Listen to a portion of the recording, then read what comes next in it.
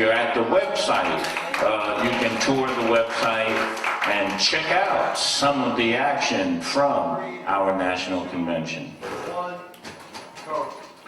We're back, brothers and sisters. You're listening to the National Action Network Saturday Action Rally, coming to you live on WLIV 1190 AM in New York, streaming to you across the country. In the 10 o'clock hour, we'll be live on the Impact Television Network, and of course, we are here live in the House of Justice, 106 West 145th Street. Call somebody. Tell them the action is on the air. For those of you in the audience, I'd like you to get on your feet, put your hands together at home for the founder and president of the National Action Network, the Reverend Dr. Al Sharpton. No justice. No peace. No justice. No peace. No justice. No peace. No justice. No peace. What do we want? Justice. What do we want? Justice. What do we want? Justice. When do we want it? Now. When do we want it? Now. When do we want it? Now. When do we want it? Now. Hug the person next to you and tell them you love them.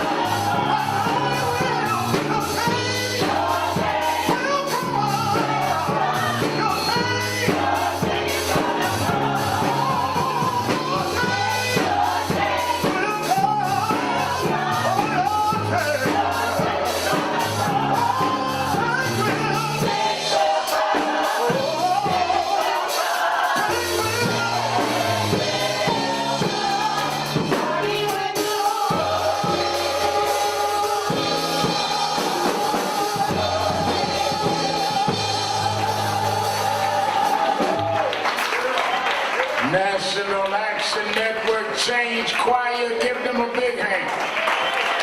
Give them a big hand. Certainly we're happy to be with you another Saturday morning for the Saturday Action Rally.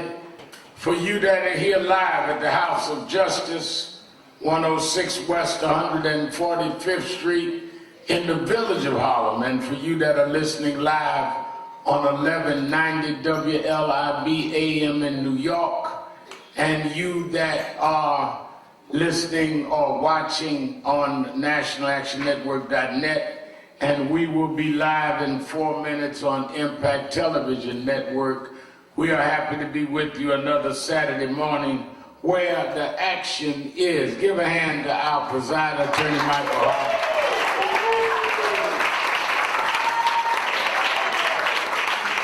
And certainly, I want to thank Sister Rennie, who's our Chief Democracy Officer in New York, for being with us. And I want you to take note. You know, many of us make progress and don't know it.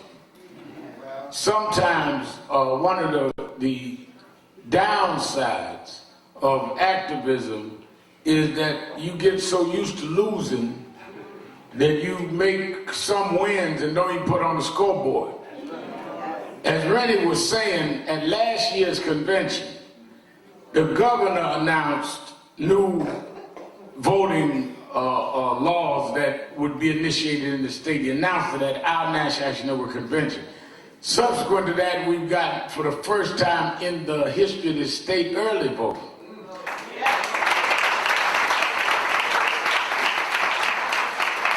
And on Sundays, the last 2 weekends, we can vote.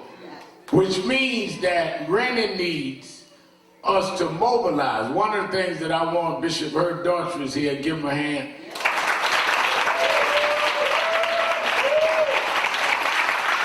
One of the things I want to convene the ministers, and I'm going to reach out to Impact, Reverend Green, and other ministers group, Baptist Ministers Conference and all.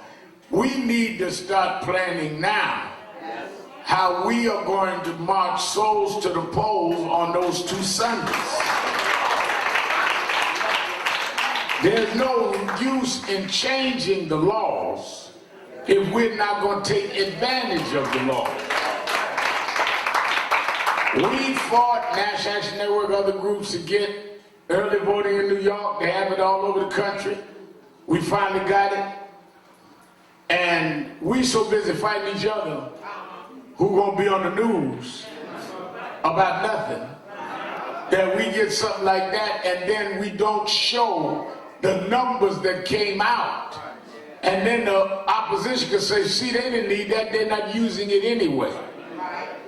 So we need to have a coordinated effort, because our people will vote if they know they can. So one of the things, that's why I was so glad when Brandon Hicks, one of our national field organizers, said that she would come and speak to the broadcast, because a lot of people listen. A lot of y'all show up 10 o'clock when I get up to speak, but that a lot of folks got their radio on early in the morning. I was at Bob early this morning, they had the radio on. And you got to understand we can vote earlier, but if you don't vote, you don't know. Like when we were involved down in Florida last year with Reverend Holmes and our Florida chapter with Amendment 4, where ex-felons can vote now, but the job now is to go register and get the ex-felons out to vote. Welcome our family watching now Impact Television. So I want us to do that, and we're glad to have her, the Chief Democracy Officer for New York. She said part of her job is figuring out what her job is. Well, if we mobilize our folks to vote in the housing development, in these communities, in the churches, everybody know what her job is, because we'll be helping her do her job. She wondering what her job is. I'm wondering what you preachers' job is. And what everybody else's job is. We have more community leaders than we got community followers. Everywhere I go, you know, Reverend, I'm the new leader. Of what? Who following you? Also, I want us to support, I'm very happy William Allen, Brother Conway, made a passionate plea about his son. Give him a hand. Stand up. Stand up. We're going to support him. He's doing a rally for life. So we go in and give him a hand.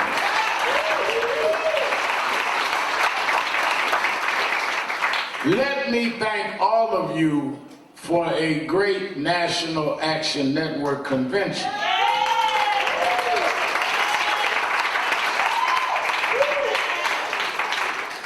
Every year it gets better, but I really think, by anyone's estimation, that this year was the biggest and best. When we did the calculation, over 12,000 people came through our convention in the 3 days. I'm talking about the signed in 12,000, which is more than we've ever had. We had 15 of the announced presidential candidates, and they had to deal with everything from criminal justice to reparations.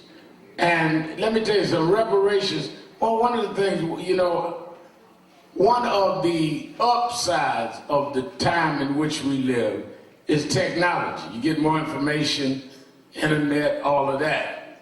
One of the downsides is you also get more foolishness. I was watching, you know, the internet this week, and they were arguing about, because we challenged the candidates on the reparations bill and criminal justice, and they arguing about who started. We made the issue. I don't care who made it. They've been talking about reparations since they got out of slavery. And you so narrow. Our chairman, Dr. Richardson, talked about too small to be big. Well, we started the movement.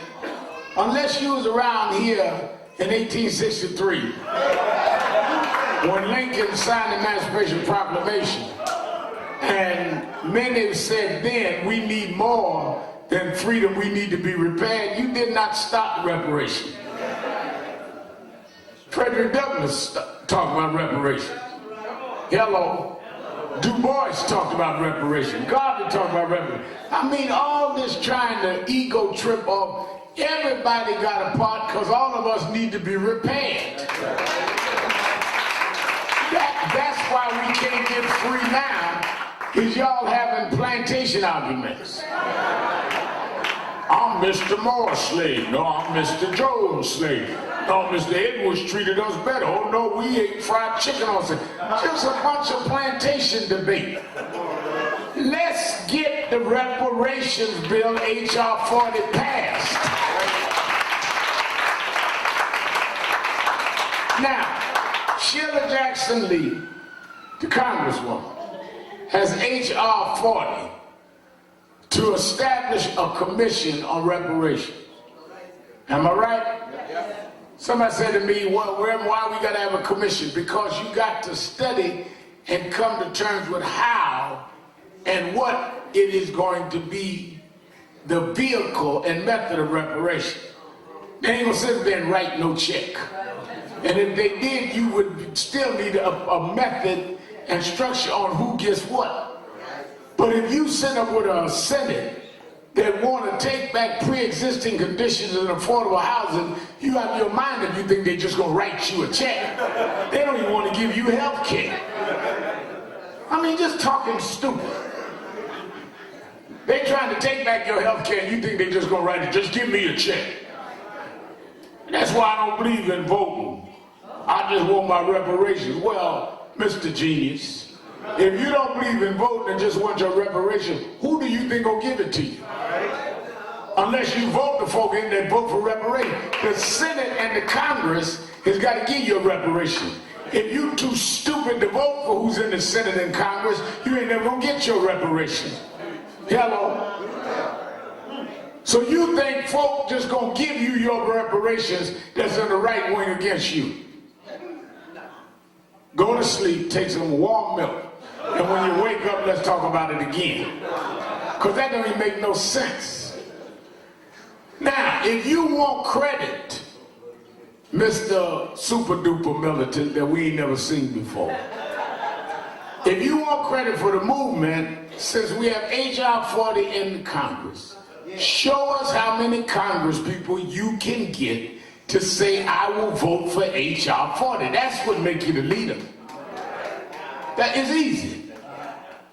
Head count. How many Congress people you got? So when we had our convention, every presidential candidate, we made them go on the record and say, I will sign the bill. Head count. Now, why did we do that, Bishop Daughtry? One, because if you get it past the House and the Senate, which we could not get under John Conyers, but we need to get it under Sheila Jackson Lee, you still need a president to sign it. Because if the president don't sign it, it is vetoed, goes back to the Senate, And unless you got 2/3 of the Senate, it will not pass. Let's talk realistic now. Which is why we need to vote to make sure the Senate and the Congress are people that understand what we're talking about. That's why the difference between talking and organizing and woofing and doing a bunch of tweets to yourself on the internet. There. The second part of that is that we need to continue to mobilize. One of the second reasons that I want to ask each candidate is I wanted the mainstream media to have to deal with this, because for years they tried to act like reparations was a marginal movement. When I was a little younger boy and teenager in Brooklyn, Herb Daughtry, G2Y Uzi, Adeyemi, all of them were talking about reparations. And they wouldn't discuss it in the mainstream media. I had enough sense to know that if we got Beto and Elizabeth Warren, all of them committing to it, it would make the New York Times, Washington Post, and others have to cover the issue. Now, the reason you want them to cover the issue is because if you can't make it an issue, you can't get the vote in the Congress. You got to make an issue for people to stand with the issue. That's why folk always talking, saying, yeah, there you go again. They all say, there you go again, Sharpton, just get in the paper. That's exactly what I'm doing. Because if you are not in the paper, you're not on their mind. If you're not on their mind, they're not going to vote your way. Yes, sir, that's exactly what I do.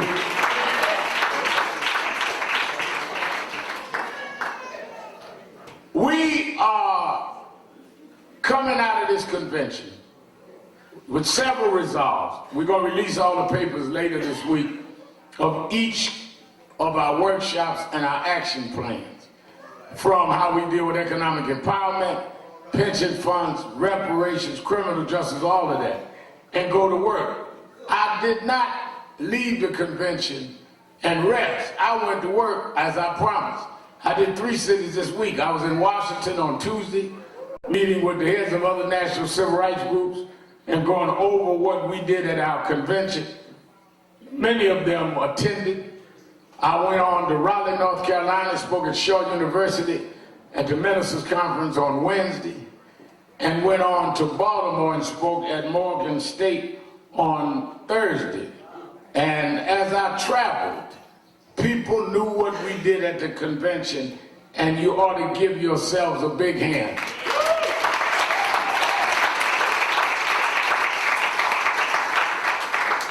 One of the things that, though, as I travel and watch, is that as you look at what's going on in this White House, when I hear, and I'm going to deal with this on my MSNBC show tonight and tomorrow, Politics Nation, 5 o'clock Eastern, MSNBC, tonight and tomorrow. In fact, we're going to have Daughters of the Movement, part of the workshop at the convention on, I believe, tomorrow night. Tonight, the daughter of Ossie Davis, daughter Half Belafonte, and my daughter going to be on, talking about how it is growing up in the movement. Dominique, making her debut. I used to say debut until Ashley taught me how to say debut. I thought it was debut. That's what it read like to me. But she made her debut on Politics Nation tonight along with Daughters of the Movement.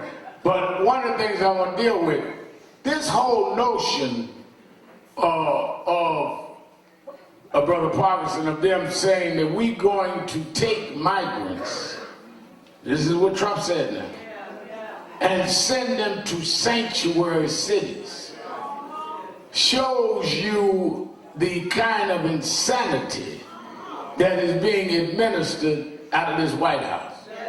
First of all, if your idea is that you don't want people coming in the country, then how are you justifying sending them all over the country? And then when it's time for them to come up for their asylum hearing back at the border, You done sent them hundreds of miles away and can't find them. So you don't even make sense on what you claim you trying to do. You get that right now. I come across the Mexican border. I'm in Texas. I got to show up for a hearing and establish my asylum. You give me a date and you transfer me to New York or San Francisco. Now who's going to pay to get me back down to the border for my hearing? I mean, and they act like this makes sense. Then he gonna tell somebody, he being Trump, close the border. Well, we don't know if legally we can do that. Close it and I'll pardon you. Which shows you how he uses the pardon system as a political tool. Now mind you now, he's under multiple investigations. Part of it is being questioned on whether he promised people pardons.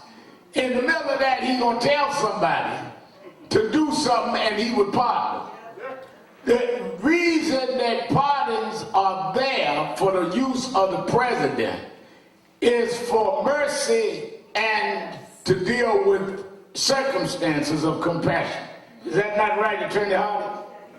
Now, the pardon is not there for the president to be engaged in the alleged crime and pardon. He's directing you to do something illegal. And he pardoned, which makes him part of the crime if you charge.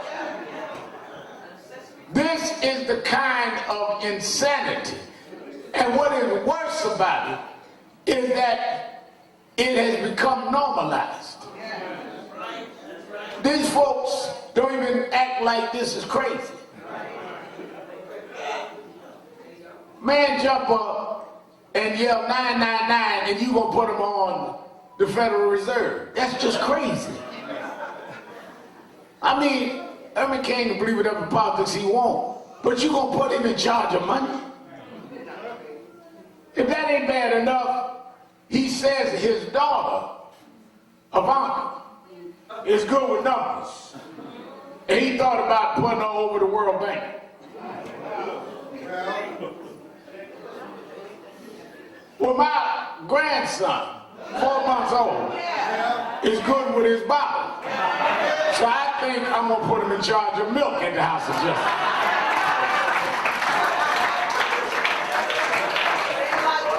I mean, that's how crazy that is. And the thing that amazes me is that we are conducting this like it is sane. This does not even make sense. So when we are dealing with this present political situation, we're dealing with saving this country from itself. Because I don't know if the country can stand 4 more years of this. Now, I don't know what's going to happen with the investigation. I don't know if he's going to last to the end of the term. But if he gets reelected, I don't know if the country can keep operating in this kind of, and the whole world is shifting. Let me tell you something. When I was growing up in Operation Breadbasket, at the end of the rallies on Saturday mornings at Fellowship Hall at Bethany, Reverend Jones and Dr. Daughtry and John Scott all would lead the chants, and Reverend Jones would say, "What time is it?" We'd say, "Nation time." Amen. What time? Nation time. What's happening? The land is changing hands. Well, the land's changing hands. From Sudan, with al-Bashir gone, Turkey again in trouble, all over the world. Brexit can't get settled in England. Look all over the world, the land is changing hands. The American empire being threatened by China, where you now have a counterbalance. And the reason you're seeing a lot of this desperation is for the first time there is an instability with those that have been in charge and control the money and the power on a global level now being questioned. And they are in a panic. And if we are not astute and clear, we will become the sacrifices for their last breath at trying to maintain power. You got to know what time it is. That's why there was this backlash. I keep telling y'all that Trump was a backlash to the election and re-election of Obama. Because when they looked up and saw that it had shifted to where even a black man could become president of the United States and the leader of the free world, many of them overreacted. That's right. Hakeem Jeffries said it best. I'm not saying everybody that voted for Trump was a racist, but every racist voted for Trump.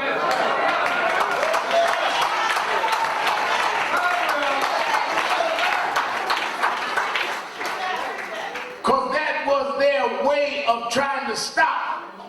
That's right. So you come with all of the Access Hollywood tapes you want. They were not voting for good conduct. They were voting to stop the train of change. And I don't care what they do, you can't stop it.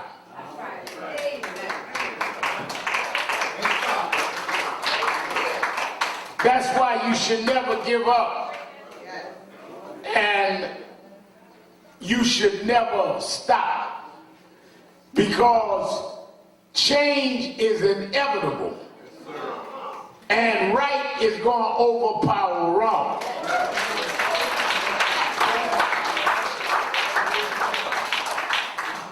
Don't ever forget that. Let me tell you, that's why we fight. A lot of people get discouraged. When Trump is in, ain't no use. Counter control the Senate. No, there is in any fight you're going to lose some rounds. But the victory is certain. They can only win if you quit before you win. And we can't afford to quit because this, our very lives, depend on. I was talking with Joe Madison, the Black Eagle, and he did a PBS show the other night, some of you may have seen, with Henry Louis Gates, tracing his ancestors. First time he found out who he thought was his father wasn't even his father. Some of y'all don't trace your background because y'all scared of what y'all gonna find out.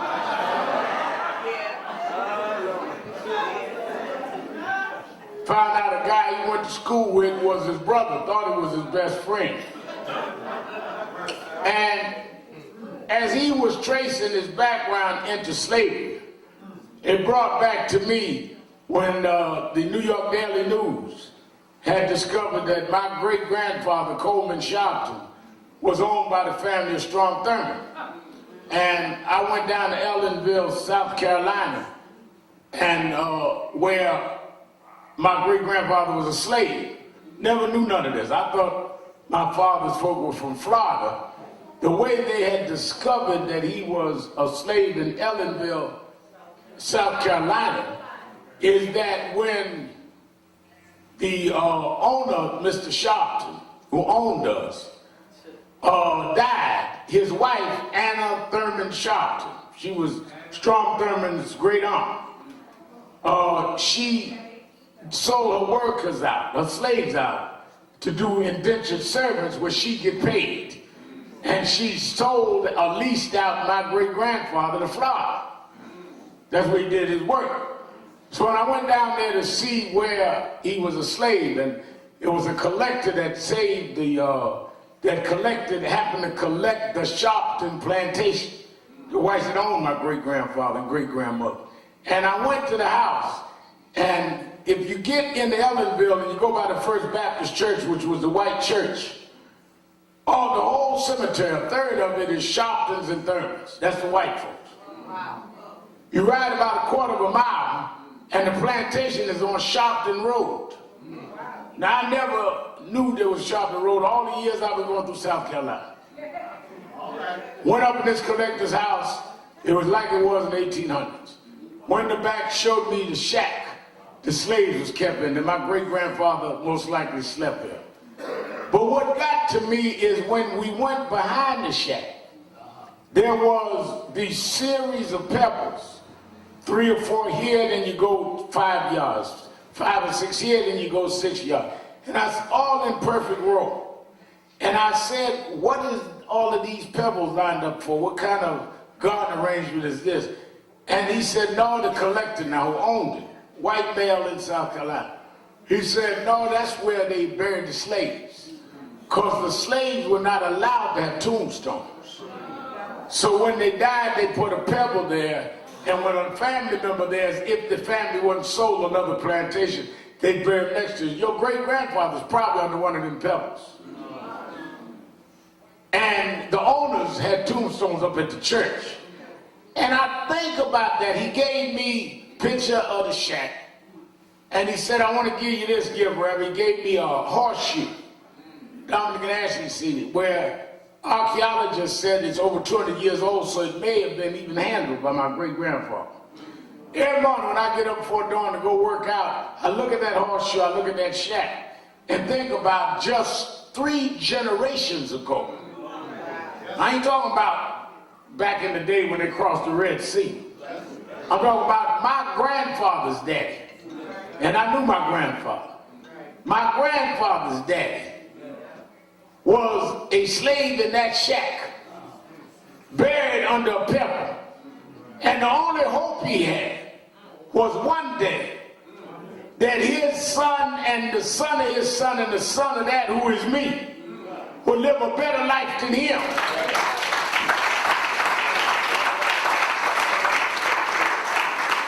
Which is why we cannot take these openings for granted. Because we owe to those that prayed and stayed strong and kept working in the field, hoping that if they held on, that we would vindicate their sacrifice.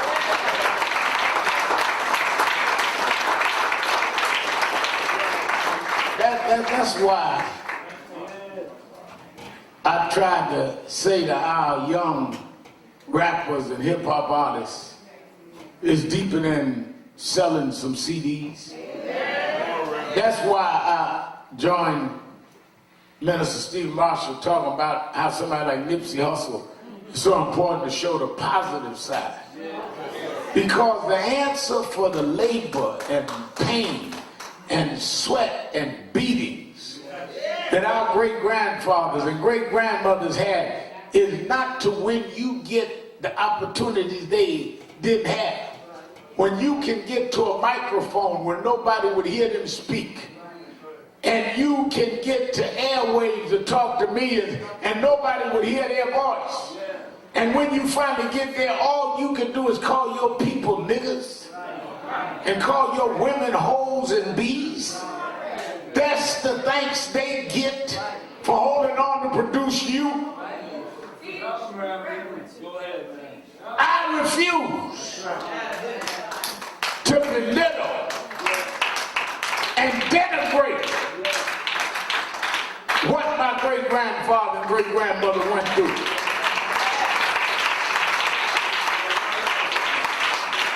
That's why every day I go on radio, I sit there and try to speak up to our people rather than speak down.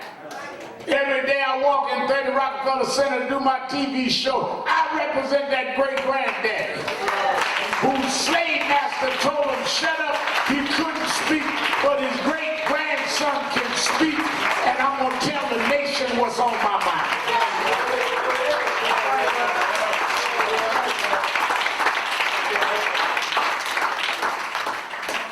That is why one of the biggest tricks that they've played on our people is to disconnect us from our history.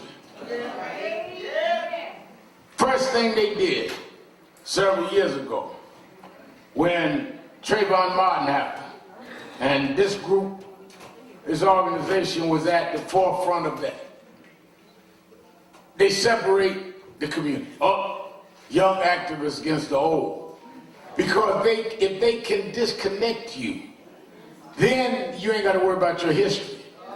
And if you don't worry about your history, you have no obligation, because you're making up the rules as you go. And one of the things we've got to do is understand that we must be together. You can go fast alone, but together we can get where we're going. I tell some young activists at Morgan State the other night, if you got this old against young, then you don't even owe no reparations, because you done cut yourself off from what's yours. You can't say at one hand, I don't hear from the old God, but at the second hand, pay me for what you did to him. Hello. Now, one of the reasons, I'm coming right back into reparations here. One of the reasons that it becomes a debt, and Randy Robinson wrote The Debt many years ago. One of the reasons it becomes a debt, and the reason I went through the great-grandfather story, is the fact that my great-grandfather was a slave, and that it was against the law now, for him to marry my great-grandmother. Against the law for him to name his own children. Against the law for him to read and write. Which meant when he had my grandfather, Coleman, my grandfather couldn't learn how to read and write from his daddy because it was against the law for his daddy to read and write. My grandfather, born and raised under Jim Crow, if he went to school at all, it was a segregated school, where the education was meager to nothing. It was against the law in the part of Florida he grew up to own land until he was about grown. He had my father, who grew up under Jim Crow, almost under the same legal status. So when you hear people talk about, well, I didn't do it, they did it back then, I don't owe you nothing, you inherited an advantage that put you way ahead of us, that we could not compete because the law was stacked against us. If we have a race, and it is a team race, and you spot the first person that starts 500 feet, and then he gives it the second person, and the third person, and the fourth person, you may be the fourth runner, but you're running with a 500-foot advantage from the beginning of the race. So by the time you get to me in school, my classmates come from homes that could teach them things, that had libraries, that had skills, that had inherited wealth and inherited land. I'm sitting there with a mother that had to drop out of school to pick cotton, and a grandmother that never went to school. So nobody could help me with my homework because they never learned algebra, and they never learned geometry. And I couldn't inherit no land because it was against the law for them to own land. And they never had a cumulative wealth. They couldn't make the money. That's why you owe me, because you took from me and then told me to compete.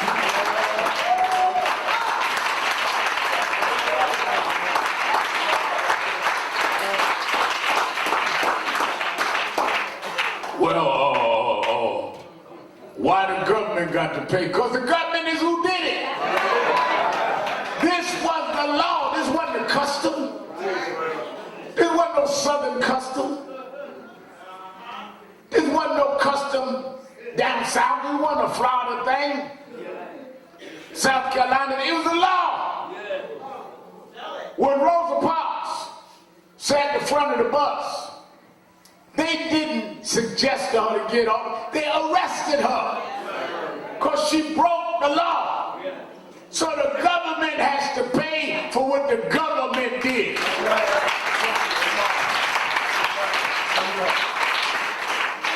Now, how you come out of this? Well, that's why some of y'all need to, rather than quote the Bible, need to read the Bible and understand what you read. The Bible, we've been here, what, 400 years? This year. Bible talks about the people that was enslaved.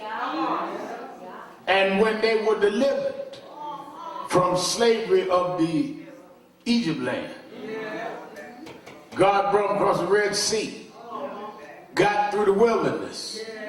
They were lost in the wilderness 40 years like we've been lost. How would they get lost? Well, they started worshiping other gods. Every time you start going to something else and getting off of the track that delivered you, you end up getting lost in the wilderness. So the God and the discipline and the values that brought you out of Jim Crow and brought you out of slavery, the moment you got access to public accommodations and could use the library and could go to school, you started worshiping idol gods rather than the God that brought you through, just like the Israelites. Now God opened up the Red Sea, but they started worshiping golden calves. Hello. God delivered them with the law of Moses. They got out of slavery and started questioning Moses. Well, let's fast forward, same thing we did. We prayed. We built movements. We organized in churches and went from the back of the bus to the Truman balcony in the White House. And what did we do? Start turning into prosperity preachers. Started worshiping Mercedes Benzes. Started worshiping Rolls Royces. Golden calf preachers. Same thing. Trinket pimps. Lost in the wilderness. And after wandering 40 years, Moses died. Joshua took over. Read Joshua 3. What did God say to Joshua? Said, as I was with Moses, so shall I be with you. But we went a little further than that, Daughtry. He said, and lead my people. Tell them don't turn to the right or the left. Go straight ahead. And that's what's wrong with you. Every distraction, you keep running for whatever you think is fashionable rather than uphold the law that brought you this far. I started in the church, started in the movement under Dr. King's teaching, tutored by Reverend Jackson, Reverend Jones. I'm going to stay right in the law that brought me this far. Rebel, I see on MSNBC. Yeah, but the peacock didn't train me.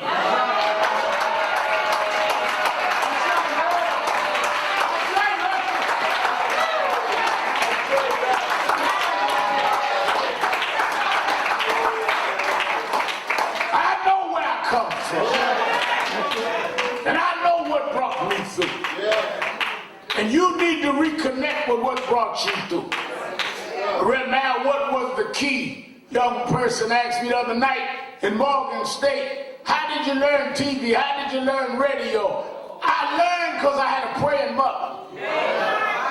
And when we were on welfare, and I had to stand at the mailbox on the 1st and the 16th of every month to make sure nobody broke in the mailbox and stole our check.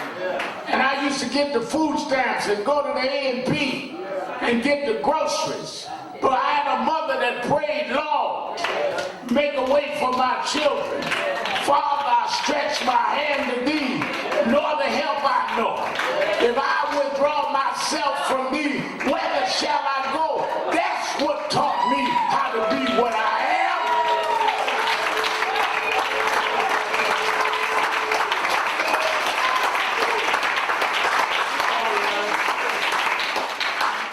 am. Now, we got different tribes. Everybody didn't come the route I came. But that's why I told you go Joshua. Because what did they do in Joshua? Well, they had divisions then. Y'all the first ones had argument. Y'all ain't the first ones that had different customs. So God told Joshua, when he opened up the Jordan, you gotta remember now, they coming into the promised land. Joshua come up on the Jordan. The reason why Joshua knew what to do at the Jordan is because Joshua was a little boy at the Red Sea. You know, fast forward in the New Testament, Minister Marshall, when they asked Jesus who would sit on his left and his right, when he was up on the mountain and they saw Elijah and Moses talking to him, and they said, well, we want to sit on your right and your left. And Jesus said, will you drink the cup that I drink? Can you take the baptism that I took? And they say, yeah, well, there's some folk can take the cup, some folk take the baptism, but here's the curveball. Jesus said, who sits on my right and my left is not for me to decide. All right. He said, he that will sit there has been prepared. Y'all be running around here talking about, well, when Sharpton go, who's going to take over? Whoever is prepared. You may take a lot, you might have been through that. I've been with them for 40 years, but are you prepared? Preparation ain't got nothing to do with attendance. You can show up to school every day and flunk the test. You got to be prepared. Do say. Hear you. You get A for attendance and F and everything else. All right. Just because you've been present don't mean you were prepared. Tell the truth. Joshua was prepared.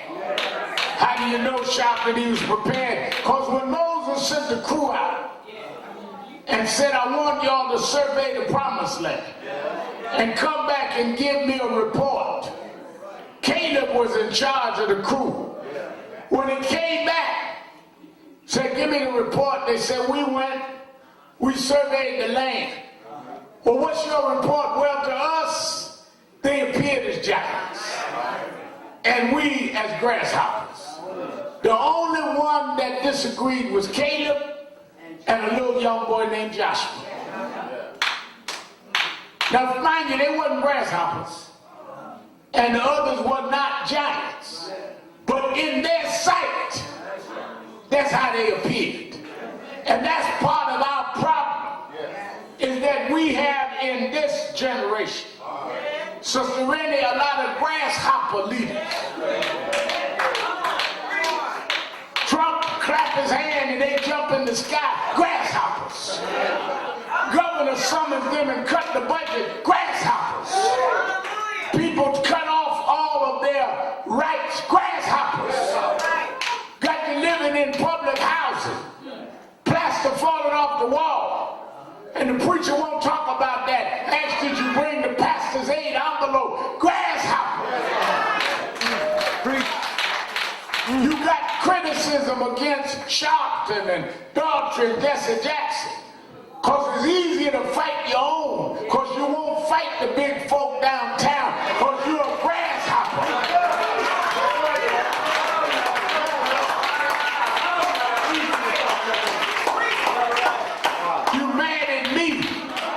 Because I can get presidential candidates to talk about reparations. You've been walking around stuffed with envy and jealousy all week long. Because it's easier to fight your brother than to fight those that you think are giants. You ain't nothing but a big fat grasshopper.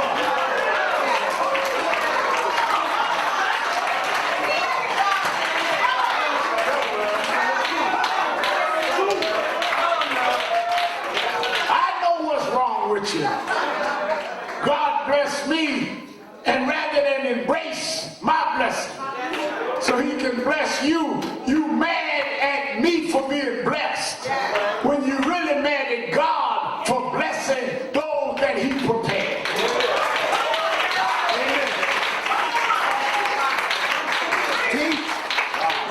So he told Joshua, let me tell you how you bring some of this down. I'm going to open up the Jordan. All right. You know I opened up the Red Sea because you believed with Caleb that y'all wasn't grasshoppers. I'm going to do it again. The same God that opened up the Red Sea. He didn't have an exclusive contract on the Red Sea. He controlled all waters. Jordan belonged to me too. I can open up the Jordan. But before I close the Jordan, I'm going to tell you what I'm going to do, Joshua. I want you to go and get 12 stones. I want you to get it from the bottom of the river. Well, why are we getting 12 stones? Just tell them to get 12 stones. Joshua, you know when you're doing God's work, you're going to tell folk to do stuff that don't make sense. You're going to do stuff that don't even make sense to you. But if God tell you to do it, God knows what he got in store. And Joshua went and told him, give me 12 stones. Why do we need 12 stones? Because there are 12 tribes in Israel. And if you only had one stone, they're going to start ego tripping and saying, this is my Exodus. This is my promised land. I'm more revolutionary. I'm more contemporary. I'm more millennial. I'm more there. Get one stone for everybody. Get a millennial stone. Get a militant stone. Get a revolutionary stone. Get an Uncle Tom stone. Get a Church of God in Christ stone. Get a Baptist stone. Get an AME stone. Get a stone for everybody. Y'all satisfied now? Everybody got a stone. Now put the stones up. Why are we going to put them up? Because one day, when you dead and gone, one day, when I'm dead and gone, our children will ask, what do these stones mean? And that's when you can tell the story when all hope was gone. When nobody thought we'd make it. When we thought we'd never make the promised land. God divided the waters and made dry land in the middle of the Jordan.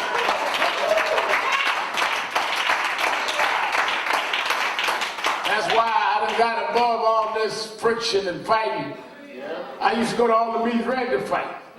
Sharpton, you this, Sharpton, you that. I'll be ready. Let's go. Roll on the floor. You ain't hurt my feelings. I come to fight. But I don't get in these little internal fights no more. I realize that God brought us through. And what's going to be important is not who won the argument. One day my grandson will ask. I see this picture, this black man in the White House, Obama. How did that happen? I want somebody to hold up the stone and say even when they tried to take back our right to vote, people stood on line 5 hours in the heat of fraud and voted for a black boy who they couldn't hardly pronounce his name. God promised he'd make a way out of no way. That's why I'm not afraid of Trump. If we learn how to say Barack Obama and elect him and re-elect him, God will make a way.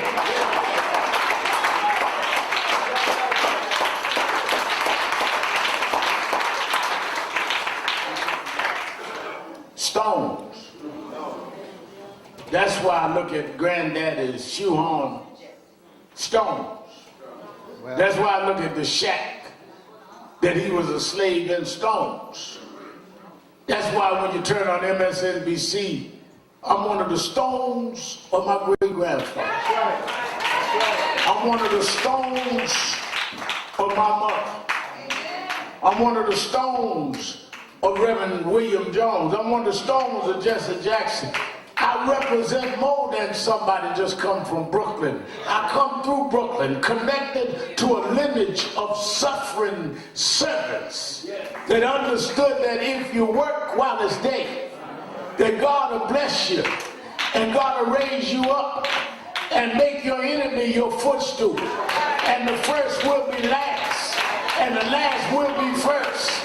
And the lion and the lamb gonna lay down together, and it's gonna take more than Donald Trump to turn this around. It's gonna take more than some crazy Washington stuff to turn this around.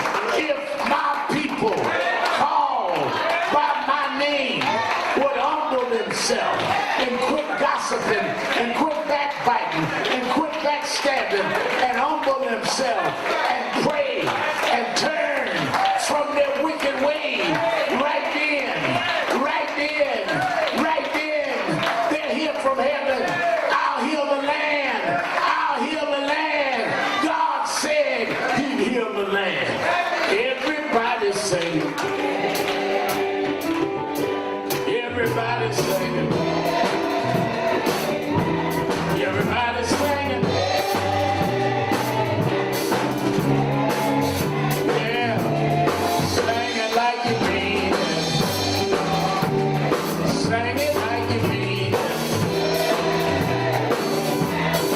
Everybody singing.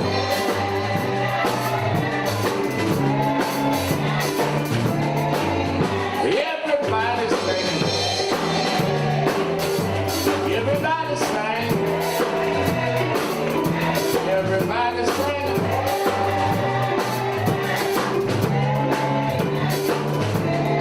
One more time, y'all. One more time, y'all. Everybody singing.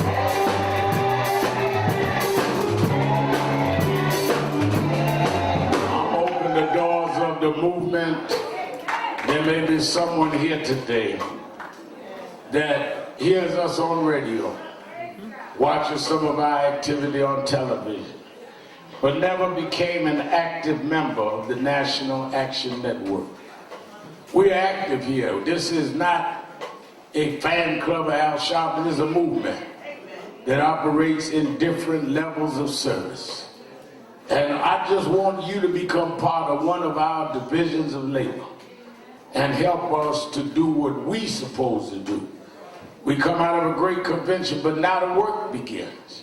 And we need you to be part of the work. If you have not joined, I want you to come down either aisle. If you're listening by radio or watching on Impact TV, you can call the number on the screen, 1-877-626-4651, and join by phone right now, 1-877-626-4651. But if you're here and have not joined, just come down to me and let us sign you up this morning. Come on, everybody singing.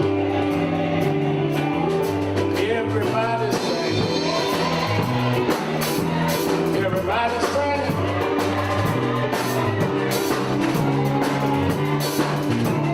Sing it like you mean it. Sing it like you mean it. Sing it like you mean it.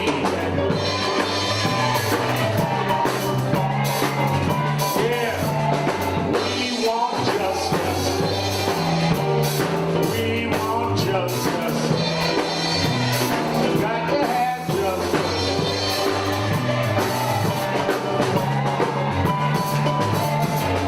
Everybody sing.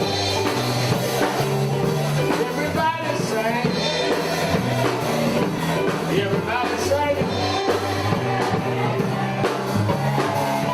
Yeah, one last time, y'all. One last time, y'all. One last time, y'all.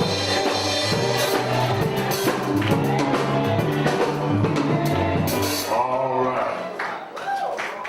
All right.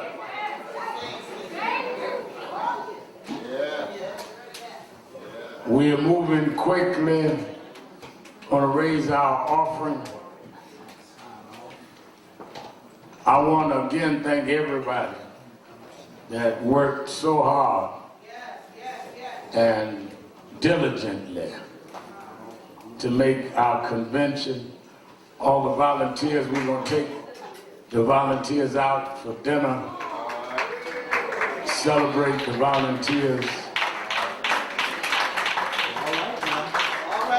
We want all of y'all to enjoy one night of celebration as we do the follow-up work. We got the nation's attention, now we got to do something with it. Everywhere I traveled this week, people had watched the convention. Week after next, we're doing not only my show, but an hour special prime time on MSNBC on the convention and race to the White House. But capturing the attention is only part of the story. It's where you bring the attention. If you don't get something done, you just having your moment in the sun. And let me tell you something, having a moment in the sun can illuminate you or burn you up. You can get sun tan, but you can get sunburned. You stay there too long. You go out to the beach, lay out there on the pillow, blanket, get a tan. You go to sleep and wake up in pain. Yellow. All right. I want to raise our offering, moving quickly. I need about 10 people. 10 people that can give $100 or more to come quickly. 10 people. Winston Gilchrist, $100. Bishop Herbert Daughtry, $100. The choir and Sister Jackson, $100. $150. For Attorney Smelkin, $100. Brother Grady, Patterson, New Jersey, $100.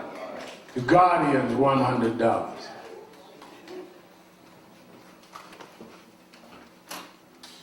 Come on, I need one more 100. I need one more. All right, give me 50s then. I'll make it up in 50s. 50. Brother John, $50. Sister Roll, $100, $60. My friend, Brother Rodney, my main man, Rodney Jones, $50. Reverend Carolyn Hayes, $50. Rosa Jackson, $50. $100 from Carrie Weiss, Central Park 5. One of the Central Park 5. All right, give me some 20s.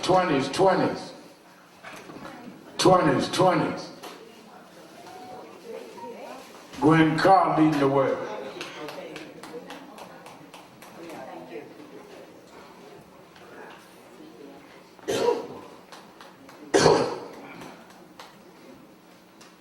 Twenties.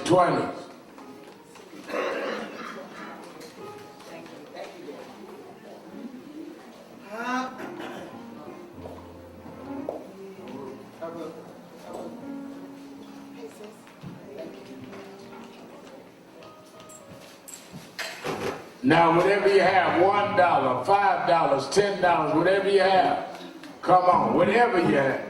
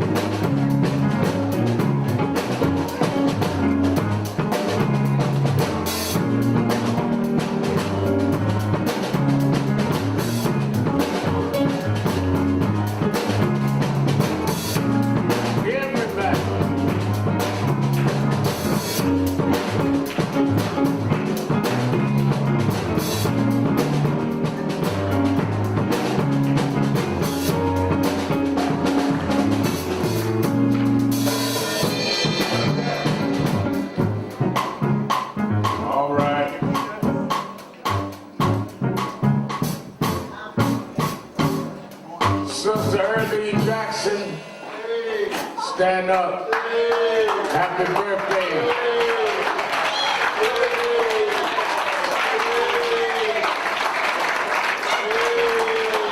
Sister Earlene Jackson, who's a loyal member. And we got so tied away with the convention, they didn't order your cake, but we got a gift for you. She's 85 today.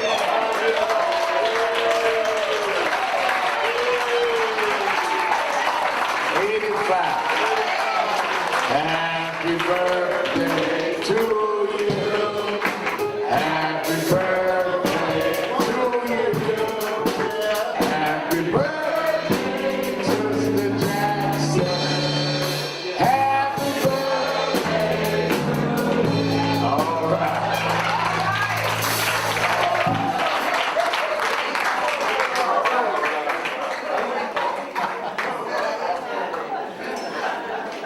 All right. 85, God bless you. Wow. Call your name, please come forward. Roosevelt Alexander, Johnny Isaac. Give them a hand as they come.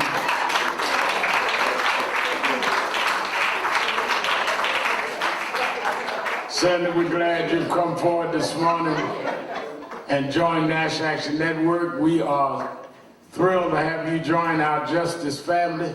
We need people that will get in the trenches. Everybody comes to the big rallies, everybody comes to the big marches, but we need the folk that are going to be with us week by week. That's why we have core group. We meet every Saturday live on radio and TV because we've got to keep this movement going, and we're glad you're part of it. At whatever degree you can work, whatever time you can give a committee, you are now part of the National Action Network family, and we are part of your family. Turn and face the audience and welcome them to the National Action Network. Give them a big hand.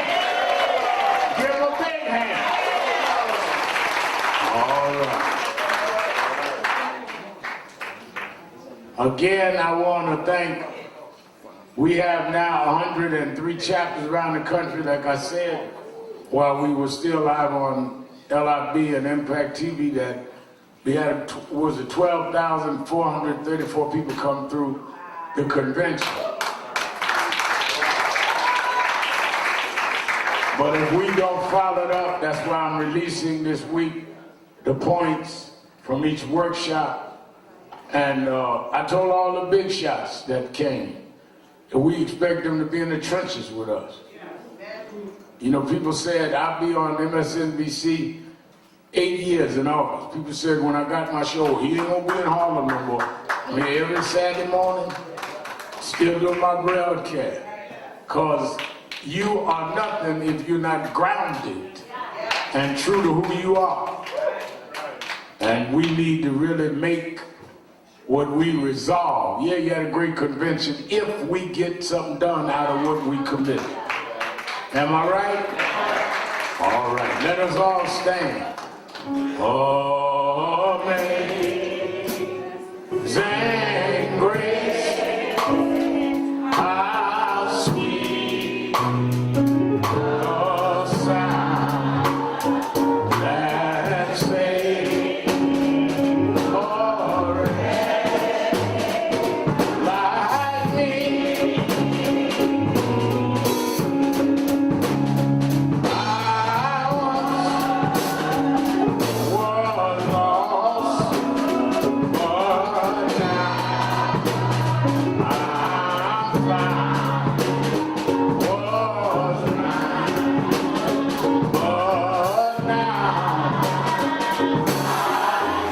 Take the hand of the person next to you, repeat after me, we're an African people.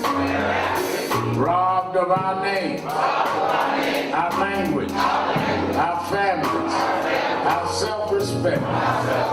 But we shall rise, never to fall again. Up, you mighty race. We can accomplish what we will. No justice, no peace, no justice, no peace, no justice, no peace. Shake hands with the one you hold and shake my hand before you leave.